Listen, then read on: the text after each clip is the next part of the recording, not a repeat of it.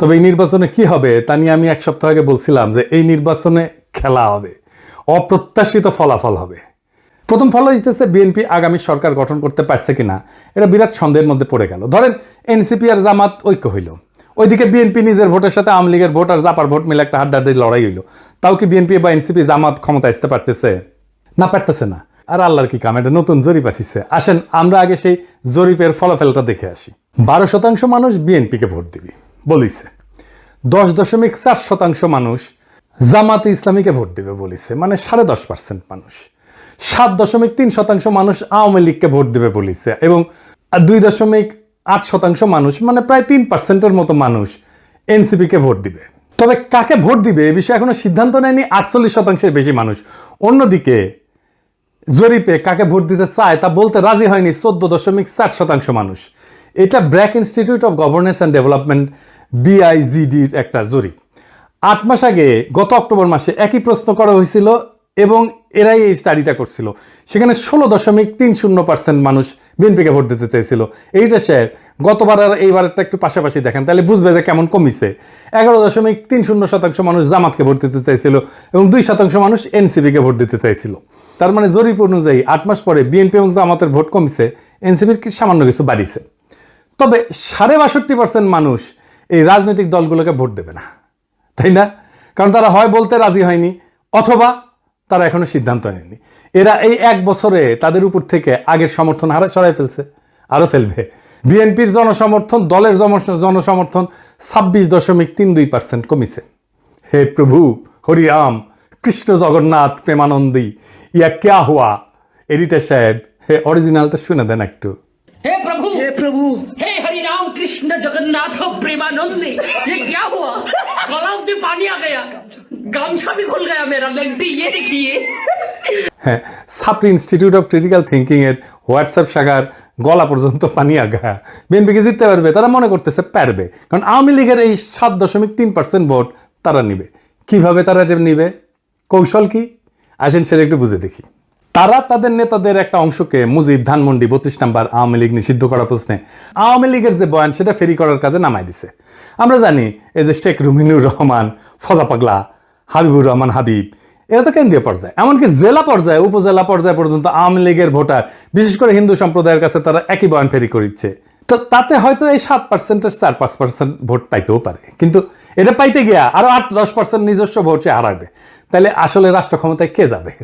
আপনারা বুঝতেই পারতেছেন যে যারা এখনো সিদ্ধান্ত নেয়নি কাকে ভোট দেবে এবং যারা বলতে চায়নি তারাই আসলে ঠিক করবে কারা রাষ্ট্র ক্ষমতায় যাবে।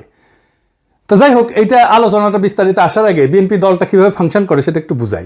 তাইলে এই যে কেন এই রুমিনুর রহমানরা এই কাজ করে এটা বুঝতে পারবেন, এবং কিভাবে তারেক রহমানের নিরঙ্কুশ নিয়ন্ত্রণ নিশ্চিত হয় দলের মধ্যে এটা বুঝতে পারবেন। আর এই পদ্ধতিটা বিএনপির সবচেয়ে বড় দুর্বলতা। আমি এটা বিএনপির সাথে কাজ করতে করতে গিয়ে আবিষ্কার করেছি। আসেন দেখি এটা কেমন। বিএনপিতে 2টা কাজ করে। এক, সোশ্যাল কনফ্লিক্ট, যেটা সমাজে যে দ্বন্দ্বটা আছে সেটাকে ইন্টারনালাইজ করে ফেলে, মানে সেটা নিজের ভিতরে ঢুকে ফেলে, দলের ভিতরে ঢুকে ফেলে। মানে ধরেন সমাজে আওয়ামী লীগের রাজনীতি চলবে কিনা এটা নিয়ে একটা দ্বন্দ্ব আছে, তো সেটাকে সে দলের মধ্যে নিয়ে ফেলে। আওয়ামী লীগের রাজনীতি করা উচিত এমন একটা দল তৈরি করে নিজের দলের মধ্যে এই মত প্রচার করবে, আর তার বিপরীতে আরেকটা দল তৈরি করে যারা ভিন্ন মত প্রচার করবে। এটি হইতেছে এক্সটার্নাল কনফ্লিক্টকে ইন্টারনালাইজ করা। কি সুবিধা পায় এতে? সে মনে করে যে এক্সটার্নাল যে কনফ্লিক্ট এটা তো ম্যানেজ করা ডিফিকাল্ট, এক্সটার্নাল কনফ্লিক্টকে আমি যদি ইন্টারনাল করে ফেলি সেটাকে আমি কন্ট্রোল করতে পারবো ইজিলি, কারণ আমি তো নেতা, আমার কথা 2 পক্ষই শুনবে। তো আমি এই আলোচনাটা দলের মধ্যে থেকে করব এবং আমি এটাকে নিয়ন্ত্রণ করব। বুঝতে পারছেন? মানে সমাজের যে বিতর্ক সেটা আমি নিজের দলের ভেতরের একটা ইন্টারনাল বিতর্ক করে ফেলবো। দলের ভেতরে যদি আমি ইন্টারনাল, সমাজ তো আমার কথা শুনে না, তো দলের ভেতরে যদি আমি ইন্টারনাল কনফ্লিক্টটা নিয়ে আসি তাহলে দলের লোক সবগুলো আমার কথা শুনতে বাধ্য হবে। আর একটা বিষয় হইতেছে যে এরা একজনকে আরেকজনের পিছিয়ে লাগিয়ে দেয়। এই যে কনফ্লিক্টটা দলের ভিতরে নাই সেটা তৈরি করে। আমাকে এই যে ওয়াহিদুজ্জামান অ্যাপোলো একদিন বলে ফোন মেরা যে বিএনপির অনেক লোক বলে যে আপনি রয়ের এজেন্ট। হ্যাঁ, তার মানে কি বুঝেছেন? তো তার মানে এটাই যে শুনে হয় আমি বিব্রত হব বা সংকুচিত হব বা ভয় পাবো এবং আমি একটা আশ্রয় খুঁজবো, আমাকে এমন একটা মহাশক্তির কাছে পাঠাবে যে আমাকে আশ্রয় দেবে অথবা সেই আশ্রয় দেবে। তার মানে বুঝেছেন তো? বা সেই বলবে আরে ব্যাপার না, আমি দেখতেছি, আমার উপরে ছেড়ে দেন। হ্যাঁ, তো সে তার দলের লোকদের উপর আনুগত্যটা কেনে, তারা এটা চাপে ফেলা, ভয় দেখায়, আনুগত্য আদায় করে, এটা বিএনপির কৌশল। যাই হোক, এই যে এক্সটার্নাল কনফ্লিক্টটাকে ইন্টারনালাইজ করে ফেলা, এটা তার নির্বাচনে আওয়ামী লীগের ভোট টানার একটা কৌশল। তো যাই হোক, এখন এই যে নির্বাচনে জরিপ, এটা প্র্যাকটিক্যাল ফলাফলটা কি? প্রথম ফল হইতেছে বিএনপি আগামী সরকার গঠন করতে পারছে কিনা, এটা বিরাট সন্দেহের মধ্যে পড়ে গেল। ধরেন এনসিপি আর জামাত ঐক্য হইল, ওইদিকে বিএনপি নিজের ভোটের সাথে আওয়ামী লীগের ভোট আর জাপার ভোট মিলে একটা হাড্ডাহাড্ডি লড়াই হইল, তাও কি বিএনপি বা এনসিপি জামাত ক্ষমতা আসতে পারতেছে? না, পারতেছে না। কারণ 62.5% মানুষ জামাত, বিএনপি, এনসিপি কাউরে, এই 62.5%-এর ভয়েস হয়ে উঠতে পারবে যারা, তারাই আগামী সরকার তৈরি করবে। তাইলে কিভাবে এটা গড়ে উঠবে? বাংলাদেশ একটা রাজনৈতিক ফ্রন্ট গড়ে উঠবে। প্রকৃতি শূন্যতা পছন্দ করে না, এই 62% মানুষের একটা ফ্রন্ট গড়ে উঠবে। এই মানুষকে ভয়েস দিতে হবে, এই ফ্রন্ট দেশের নির্বাচনে জিতে আসবে। কিভাবে? ধরেন কয়েকটা ব্রড ইস্যুতে যদি একটা ঐক্য হয়। 1 নাম্বার, বাংলাদেশে ভারতীয় আধিপত্যবাদের অবসান হবে। 2 নাম্বার, স্বাধীনতা, সার্বভৌমত্ব, জাতীয় মর্যাদা এবং আঞ্চলিক অখণ্ডতা অক্ষুণ্ণ রাখতে হবে। 3 নাম্বার, আওয়ামী ফ্যাসিবাদের চিরস্থায়ী অবসান ঘটাইতে হবে। 4 নাম্বার, একটা ইনসাফ ও সাম্যের বাংলাদেশ বানাইতে হবে। তো এই ইস্যু নিয়ে যদি ফ্রন্ট হয়, তাহলে এই 62.5% সেই ফ্রন্টের সাপোর্টার হয়ে যাবে। এন্ড কইতে পারেন এমন কোন ফিগার আছে যে এই ফ্রন্টের নেতৃত্ব দিতে পারবে? আছে, অনেকেই আছে। আমি আজ একজনের নাম বলবো, মাহমুদুর রহমান। উনি এই ফ্রন্টের নেতৃত্ব যদি দেন, সবাই ওনার পাশে এসে দাঁড়াবে। ইলিয়াস, কনক, পিনাকির কথা বাদই দেন, এরা মাহমুদ ভাই আওয়াজ দিলে ঝাঁপে পড়বি। এর বাইরে হেফাজত, ইনকিলাব মঞ্চ, আপ বাংলাদেশ, এবি পার্টি, ইসলামী শাসনতন্ত্র আন্দোলন, এরা সবাই এসে দাঁড়াবে। এটাই হয়ে উঠবে রাজনীতির মেইন স্ট্রিম। এনসিপি আর জামাতের কোনো অপশন থাকবে না এই ফ্রন্টে জয়েন না কইরা। বিএনপিও আসতে পারে এই ফ্রন্টে, স্বাগত জানাই আমরা। এই ইস্যুতে ঐক্য হইলে ওয়াই নট, কিন্তু সিট যা দেব মাইনা নিতে হবে। এই ফ্রন্ট মানে বিএনপির বিরুদ্ধে যাওয়া না, কিন্তু বিএনপির বিরোধিতা করাও না, বরং অ্যান্টি ফ্যাসিস্ট, অ্যান্টি ইন্ডিয়া সমস্ত শক্তিকে একটা কমন গ্রাউন্ডে নিয়ে আসা। আমি তো চাই বিএনপির আলতাফ হোসেন চৌধুরী ভাই উনি জিতে আসেন, ইয়াংদের মধ্যে শহীদুদ্দিন চৌধুরী আনি জিতে আসুক, আমি এটা চাই। কিন্তু রুমিন ফারহানা হারুক, হাবিবুর রহমান হাবিব হারুক, ফজা পাগলা হারুক। আমি যদি ইলেকশনের আগে দেশে যেতে পারি, আমি আলতাফ ভাইয়ের এলাকায় গিয়ে ক্যাম্পেইন করে দিয়ে আসবো, যেন উনি যেতে ধানের শীষের ক্যাম্পেইন করে দিয়ে আসবো। আমার ক্যাম্পেইনের দরকার নাই ওনার জেতার জন্য, উনি এমনি জিতবেন, কিন্তু আমি যাব আমার নিজের মনের শান্তির জন্য যাব, যে আমি আলতাফ ভাইয়ের ইলেকশনে কিছু কাজ করেছিলাম। তো এই যে ফ্রন্ট, এই ফ্রন্টের সুবিধা কি হবে? এই ফ্রন্টে রাজনৈতিক দলের মাতবরি থাকবে না। রাজনৈতিক দলগুলোকে কিন্তু দেশের মানুষ পছন্দ করে না, বিশ্বাসও করে না। সেজন্য রাজনৈতিক দল অ্যান্টি হাসিনা লড়াইয়ের নেতৃত্ব দিতে পারেনি। এটা মাইনা নিতে হবে সবাইকে। এই ফ্রন্ট 2024-এর বিপ্লব যারা করছে, সেই রকম একটা জনগণের ফ্রন্ট হইয়া উঠবে। রাজনৈতিক দল যা খুশি তাই করতে পারবে না। এনসিপির বালখিল্যতা, জামাতের রাজনৈতিক ভুল, অন্য ছোট দলের ন্যাশনাল ইম্প্যাক্ট তৈরি করার অক্ষমতা সব দূর হয়ে যাবে। এক নতুন আশায় দেশবাসী বুক বাঁধবে, সারা দেশে এক নতুন আশার সঞ্চার হবে। আমরা কলা গাছ যদি দাঁড় করাই দিই, বেশিরভাগ আসনে তারা জিতে আসবে।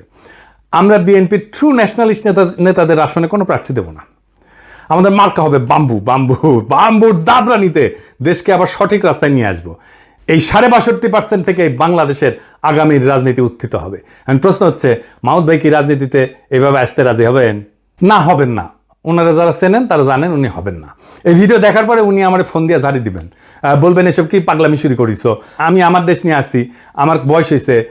তো যাই হোক, উনি যাই বলুক, সক্রেটিস বলছিলেন সেই নেতাই শ্রেষ্ঠ নেতা যে অনিচ্ছুক নেতা। মাহমুদ ভাই অনিচ্ছুক নেতা, তাই উনার বাংলাদেশের সেরা নেতা হওয়া সম্ভব। এইটারে বলে সিনাটাস আর্কিটাইপ। জিন্না 1930 সালে হতাশ হয়ে কংগ্রেস রাজনীতি ছেড়ে দিয়ে লন্ডনে যে ওকালতি প্র্যাকটিস করেছিলেন, প্রচুর ভালো প্র্যাকটিস করেছিলেন, কিন্তু খুব প্রসার হয়েছিল, জমজমার প্র্যাকটিস, বিলাসবহুল জীবন ছিল। ওনারা ধরে এনে মুসলিম লীগের নেতা বানানো হয়েছে, আর ভারতবর্ষের ইতিহাস বদলাই গেছে। এই যে আমাদের হাসান সৈয়দ সোহরাওয়ার্দী, তারও কিন্তু এরকম কাহিনী আছে। ওনার বোন বেগম শায়েস্তা ইকরামুল্লাহ সোহরাওয়ার্দীর লেখা জীবনীতে আছে। 1933 সালে সোহরাওয়ার্দী সিদ্ধান্ত নিল আর রাজনীতি করবেন না। ট্রেনে করে ভাইয়ের সাথে বোম্বে থেকে কলকাতা ফিরতেছিলেন। প্রোগ্রাম ছিল স্টেশনে নেমে বাসায় ফিরে রেস্ট নেবেন এবং ঘর সংসার করবেন।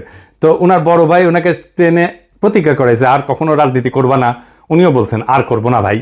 তো যাই হোক, হাওড়া স্টেশনে নামার সাথে হাজার হাজার মানুষ ওনাকে ঘিরে ধরে আল্লাহু আকবর, সোহরাওয়ার্দী জিন্দাবাদ স্লোগান দেওয়া শুরু করে। ওনার মাথায় নিয়ে মিছিল করা শুরু করে। কাম শেষ, উনি রাজনীতিতে স্থায়ী হয়ে যান। ইতিহাস বদলে যায়। আমার উপরে ছাইরা দেন। দেশের মানুষ যদি তৈরি থাকে তাহলে মাহমুদ ভাই আসবেন এই দায়িত্ব পালন করতে। আর কারা থাকবেন না আমার কইলাম না, কইলে এখনই লাভ দিয়ে উঠবেন। আমি বলছিলাম অপ্রত্যাশিত ঘটনা ঘটবে, সেই ঘটনার জন্য তৈরি হন। আমরা ইতিহাস সৃষ্টি করব অচিরেই। বাংলাদেশের রাজনীতি এখন এক সন্ধিক্ষণে দাঁড়ায় আছে। 62% মানুষের নীরবতা, এটাই আসল শক্তি। এটাই আগামী সিদ্ধান্ত গ্রহণকারী হাত। তারা কারো অন্ধ অনুসারী না, বরং তারা খুঁজতেছে এমন একটা প্ল্যাটফর্ম যেখানে থাকবে আত্মমর্যাদা, সার্বভৌমত্ব, ইনসাফ আর সাম্যের নিশ্চয়তা। ইতিহাসে আমরা বারবার দেখছি, যখন জাতি প্রস্তুত তখন নেতার আগমন অনিবার্য হয়ে যায়। সিনসিনাটাসের মতো, জর্জ ওয়াশিংটনের মতো, জিন্নার মতো, সোহরাওয়ার্দীর মতো। সেই নেতা হয়তো এখনো মাঠে নাই, কিন্তু মুহূর্তে আসলেই ইতিহাসের পাতা থেকে উঠে আসবেন তিনি।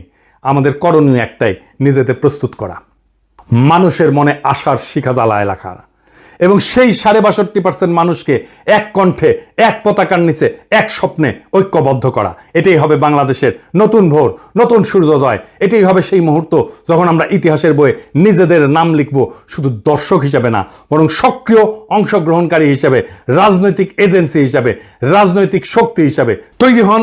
সময় আসছে আবারও 2024-এর মতো, ইতিহাস ডাক দিচ্ছে নতুন ইতিহাস লেখার। সেই ইতিহাস আমরা লিখব একসাথে।